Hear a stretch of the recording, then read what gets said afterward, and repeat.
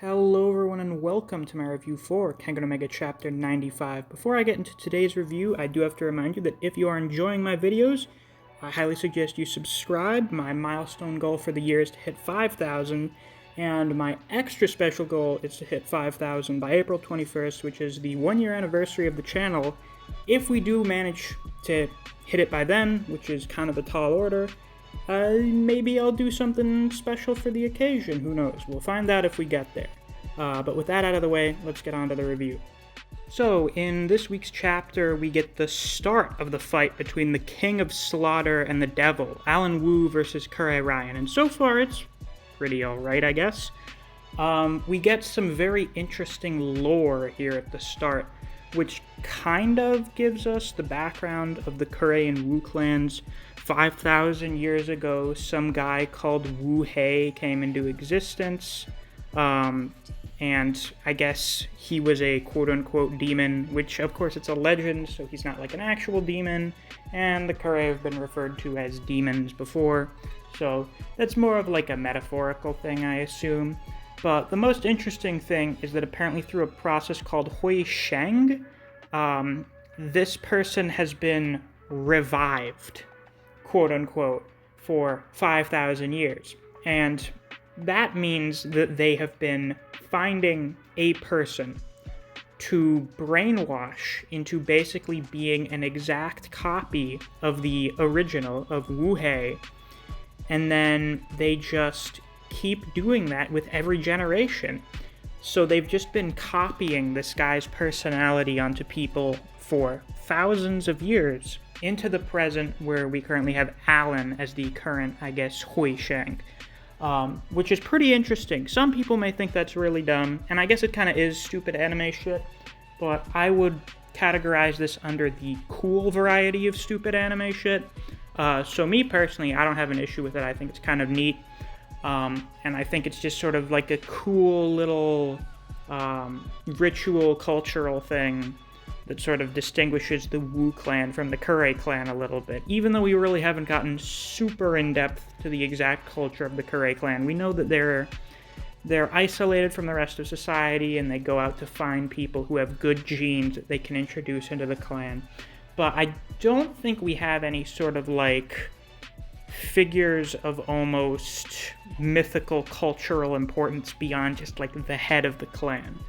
So that's actually a really interesting inclusion into the lore of the Kure and Wu clans.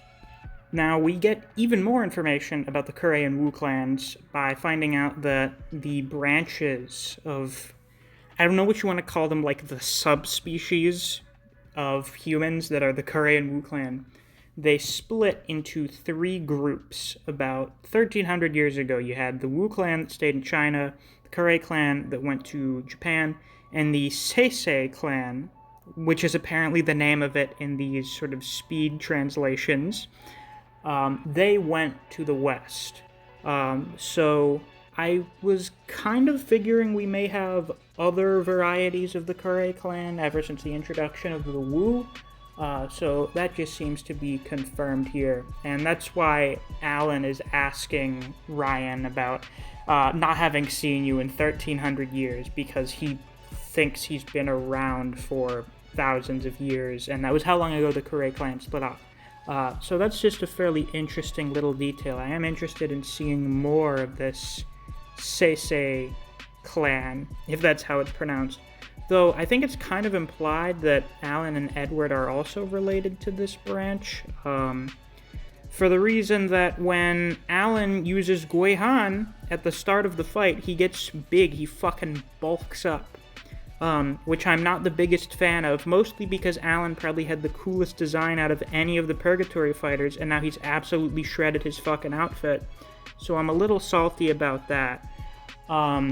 But I mean, Nikaido explains this as being something as a result of the Seisei going somewhere that's colder. I don't know. Edward is so fucking puffy already. The guy is so swole. Is he gonna be, like, fucking spherical when he uses Guihan? I don't know. I think it's a little much. I don't know. Like, I don't think removal ever made the Kure buffer, did it?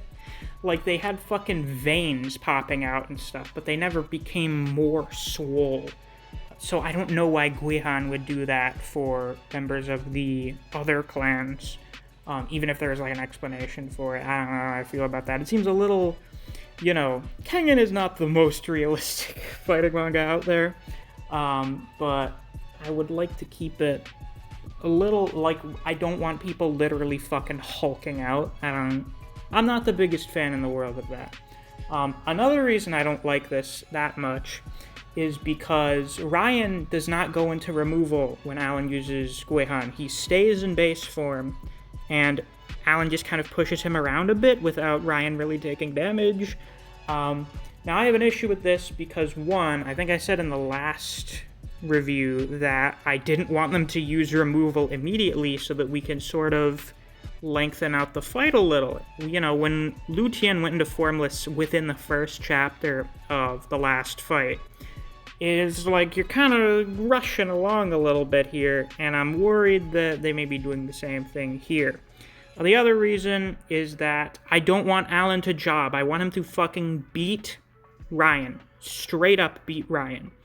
Not like all of the shit that we've had with various other fighters, like Naidan, where he kills himself to win, or Carlos, where he gets a ring out. Falcon had the most legitimate win out of all of them, and he had to poison Rahito to get it. So, like, can we just have a Purgatory fighter beat another fighter unconscious, please? I mean, Toa basically got one-shotted once Julius got serious. Do I even need to talk about what happened to Yumigahama? And Lu Tian did not really give Agito that much trouble. I mean, Agito had to evolve, but he didn't do very much damage to Agito. So, like, I want Alan to overpower and beat Ryan. I think that would be better, because Purgatory doesn't seem like much of a threat now. Purgatory is supposed to be unfathomable, but most of our really good fighters just fucking stomp everyone that they go against. So, like, and even when they don't win, it's through fucking rules or borderline cheating. So, can we just have Alan beat Ryan, please? I'm asking here. Now, fortunately, we do get some jobber flags for Ryan. God, I hope I don't turn into one of those fucking /A dwellers, and I just use their lingo all the time. We do get a possible foreshadowing flag for Ryan losing, in which Oma says that Ryan is basically stronger than him. They would fight all the time since he'd healed, and Ryan would win more often. Presumably because base form Ryan is just physically stronger than Oma, not because he's actually a better fighter than him. Oma is basically top 2. So, like, I'm pretty sure they're just talking about, like, brute strengthening each other. Ryan wins more often. But I feel like that's kind of a setup for, oh yeah, Ryan is stronger than Oma, technically, and then Ryan loses to one of the Purgatory fighters, and they're like, oh shit, I guess there are threats. If someone stronger than Oma can be beaten here. I feel like that's kind of the setup for that. So the chapter ends with Ryan going into some 1,000-yard stare Vietnam flashback as he notices the silhouettes of 2 people, and I'm not sure who exactly they are.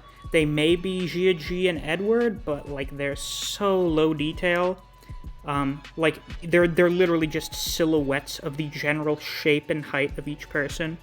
So I really can't tell who it is. It may be new characters, for all I know. But I guess we'll just have to see what happens next time. The bets on who would win, they did go, like, 70-30 in favor of Ryan. I went all in on the Wu coin. I'm still betting on Alan because Purgatory needs, like, an actual solid win now. Yeah, I really hope Alan pulls through, because you kind of need to put some respect on Purgatory. Otherwise, I'm just gonna be like, I don't give a shit about Purgatory. Like, Lu Tian got fucking shit on, and he was supposed to be the strongest of the Demon Fists. Though I think if Faye is the Tiger's Vessel, he's definitely going to be stronger. Yumigahama was Ooh, he's the traitor thing, and he was as good as you, Kano, when he was in the Kengan Association. Oh, really? That performance did not suggest that, even if he was put in specific circumstances to get beaten by Misasa. The man got 0 divisions. He got fucking hyped up and then lost. And the same thing is happening to Purgatory so far. Purgatory was supposed to be like this super big threat, and Kengan is just kind of walking all over them for the most part. So hopefully that will change here with round 7 as we get into the latter half of the tournament. We can only hope, I guess. So we'll just have to see what happens from here. If you enjoyed this video, please be sure to like, comment, subscribe, and click that notification bell so you don't miss any of my uploads. I do Kengan Omega chapter reviews every week. If you enjoy other series such as Record of Ragnarok, Jujutsu Kaisen, and Black Clover, I do videos in those series as well, so if you're interested in those, you should definitely check out my channel. If you enjoy discussing Kengan Omega with other people, or you just enjoy the content I produce on this channel, I highly suggest you check out my Discord server. I have a link to it on my channel.